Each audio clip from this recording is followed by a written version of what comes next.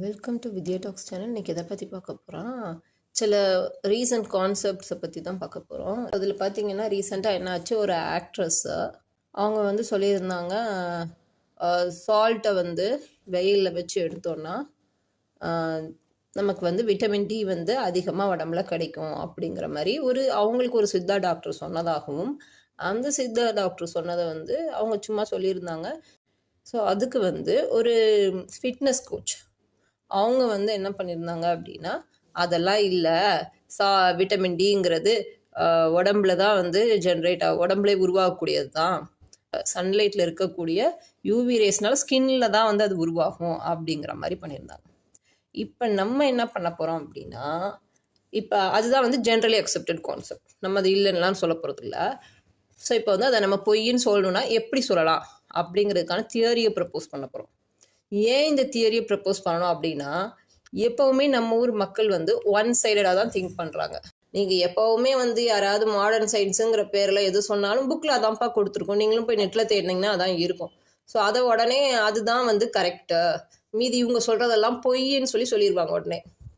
இந்த விஷயம் உண்மையாக இருந்தால் இந்த விஷயம் பொய்யாதான் இருக்கணும்னு அவசியமே கிடையாது, இந்த விஷயமும் உண்மையாக இருக்கலாம், இருந்தால் எப்படி இருக்கலாம் அப்படிங்கிறது தான் வந்து நம்ம ப்ரப்போஸ் பண்ண போகிறோம். ஸோ இப்போ நான் வந்து ஒரு தியரி ப்ரப்போஸ் பண்ணேன். லைக் அதாவது என்னை பொறுத்த வரைக்கும் என்ன அப்படின்னா, science tells this side of story, but reality can be different.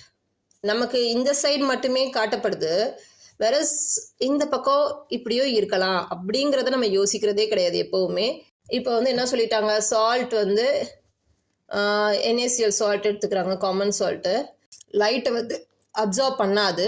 Okay, NaCl வந்து லைட்டை டிரான்ஸ்மிட், அது வழியாக போயிடும், லைட் வந்து உள்ளே க்ராஸ் பண்ணி அந்த கிறிஸ்டல் வழியாக போயிட்டு வெளியவும் வந்துடும்.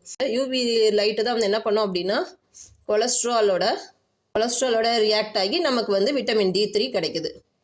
என்னுடைய தியரி என்ன அப்படின்னா, NaCl யூவி லைட்டை நிறைய ட்ராப் பண்ணிச்சு அப்படின்னா அதாலையும் விட்டமின் D3 ப்ரொடியூஸ் பண்ண முடியும். ஓகே, இர்ரேடியேஷன் அப்படின்னு சொல்லுவாங்க, ஹீட்டிங் அட் ஹை டெம்பரேச்சராக இருக்கலாம். இந்த மாதிரி கண்டிஷனில் என்ன ஆகும் அப்படின்னா, சன்லைட்டில் ரொம்ப நேரம் எக்ஸ்போஸ் ஆகும்போது என்ன பண்ணும் அப்படின்னா, யூவி மட்டும் இல்லை, நார்மல் விசிபிள் லைட்டையே அப்சர்வ் பண்ண முடியும். Up to 400 nanometre to 720 nanometre வரைக்குமே அப்சர்வ் பண்ண முடியுது. ஸோ அது எப்படி நடக்குது அப்படின்னு பார்த்தீங்கன்னா, நம்ம வந்து ஸ்காட்கி ஃப்ரெங்கல் டிஃபெக்ட் அப்படின்னு சொல்லி நம்ம வந்து 11th 12th படிச்சிருப்போம். அதே மாதிரி சிமிலர் டிஃபெக்ட்ஸ் வந்து கிறிஸ்டலில் உருவாகும். அதில் ஒன் டைப் தான் பார்த்தீங்கன்னா F சென்டர்ஸ், M சென்டர்ஸ். இப்போ F சென்டர்ஸ், M சென்டர்ஸில் இருக்கக்கூடிய எலக்ட்ரான்ஸ் வந்து எக்ஸைட் ஆகும்போது இந்த மாதிரிலாம் நம்மளால் NaCl வந்து 400 நார்மல் லைட்டுமே வந்து அப்சர்வ் பண்ணோம். ஓகே, ஸோ அப்படியே யூவி லைட்டை வந்து இது அதிகமாக அப்சர்வ் பண்ணிச்சு அப்படின்னா, நார்மல் சால்ட்டை விட இந்த யூவி லைட் இரேடியேட்டான சோலார் இரேடியேஷன் நடக்கப்பட்ட சால்ட்ஸில் வந்து இந்த மாதிரி யூவி அப்சார்பன்ஸ் ஜாஸ்தியாக இருந்துச்சுங்கிற பட்சத்தில் அந்த சால்ட் வந்து உடம்புக்குள்ளே வந்து போயிடும், லைக் ஸ்டொமக்குள்ளே போயிடுது. ஓகே, அப் டு ஸ்டொமக்கை ரீச் பண்ணிடுது.